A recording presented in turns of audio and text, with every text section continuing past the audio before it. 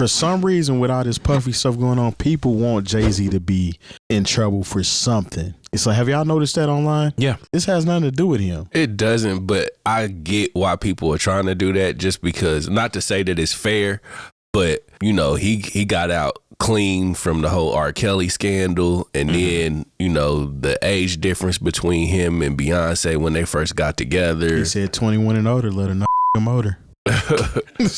But then, like, you know, even with that, I mean, they tried to tie the whole thing with Foxy Brown. Like, they're trying to bring up old stuff with Foxy Brown, and Foxy has said this is not true. And the thing is, you know, apparently, I'll just say what I've seen. Like, Beyonce was with some other dude, until she was like 21. Like people confuse the time when Jay-Z met Beyonce to when they was kicking it. Yeah.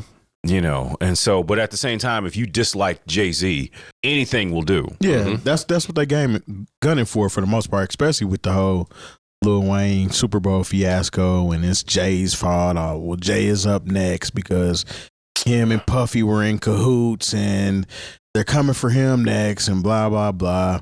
Nah, man, I don't see it happening. I figured that Jay-Z is smarter than that. The way he moves seemed like he wouldn't be involved in anything like that, but I mean, I could be wrong. Hey, man, I don't put nothing past nobody. I don't either. No. I mean, because it was a year ago where Puffy was receiving the gold MTV Music Awards statue, and it was like, you know, everybody was excited for his Love album, you know, and I'm not going to act like, you know, I didn't run, gotta move on, you know, like that. I really like that song. No, that Love I think I still play that decent. record from time to time. Yeah, and so, you know, so like things can change very, very quickly. One of the things that I didn't realize until this week, you know, because they say, oh, R. Kelly, you know, speaking of which, he was offered 10 years and in a plea deal. Took a trial and got 30. Well, that goes back to the book smarts. He wasn't very, so. I mean, he couldn't read. Yeah. Now, do you think if Puff is offered, somebody says, look, man, Without a doubt. do you He's think telling.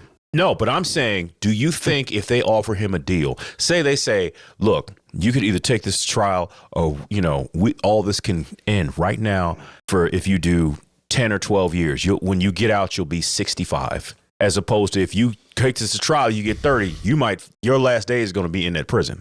Potentially. It is, I think he'd take the deal. I think he'd take the deal. Yeah, or I think he would. Well, Too. maybe I think the arrogance, because all of the stories that you hear about all of this stuff is coming from arrogance.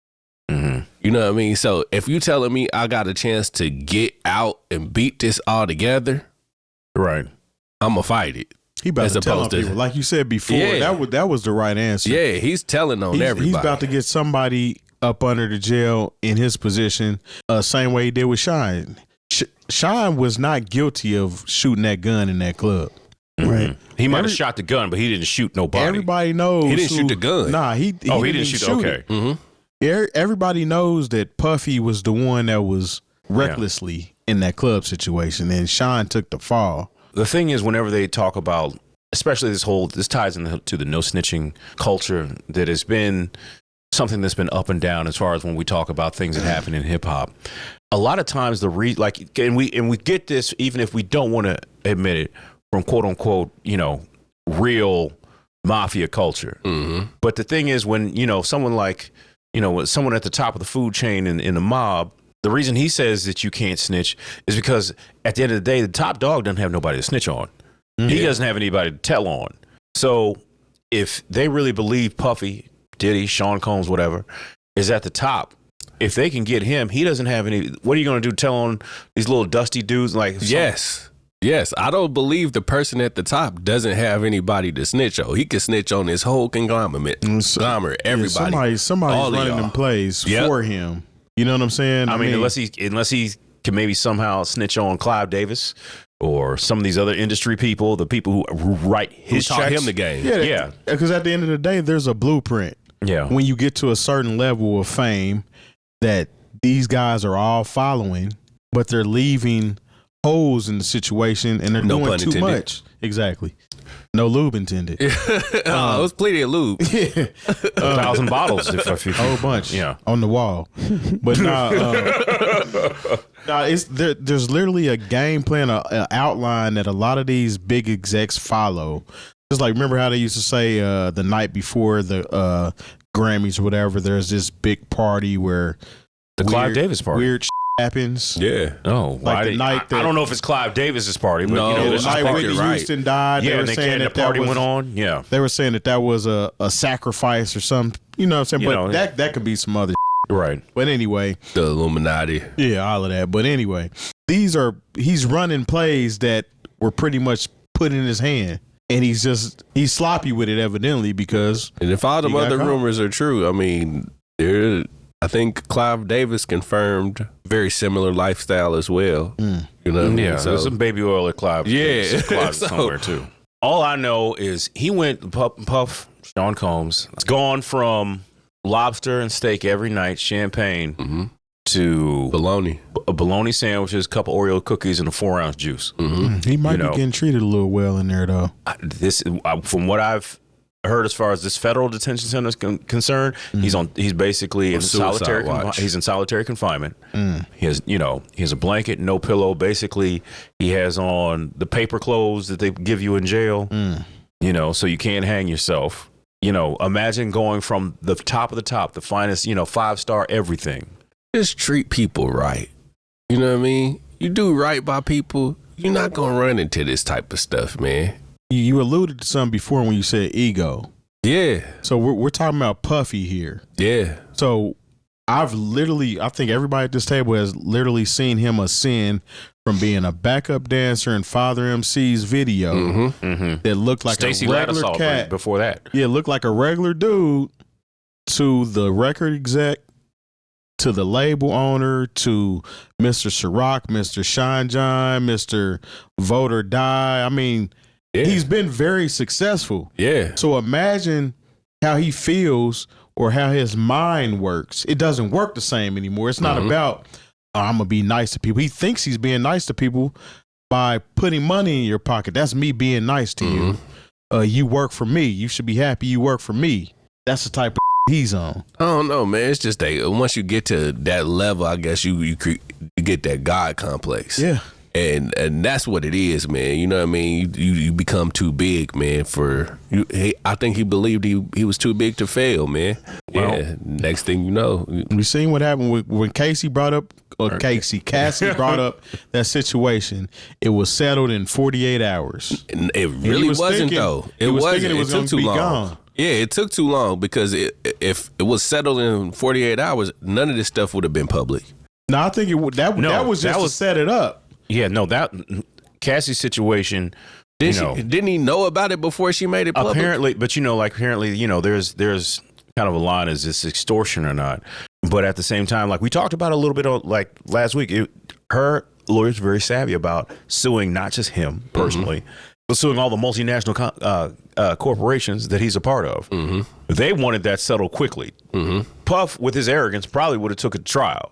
But Puff too, out his own mouth, has said before, if you got something against me, show me the receipts and you will be paid within 48 hours.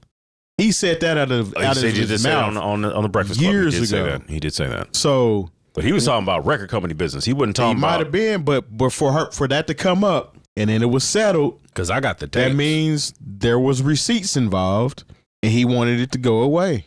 And then the video came out, a year later? Yeah. So, I mean, and that's not Cassie that dropped that tape.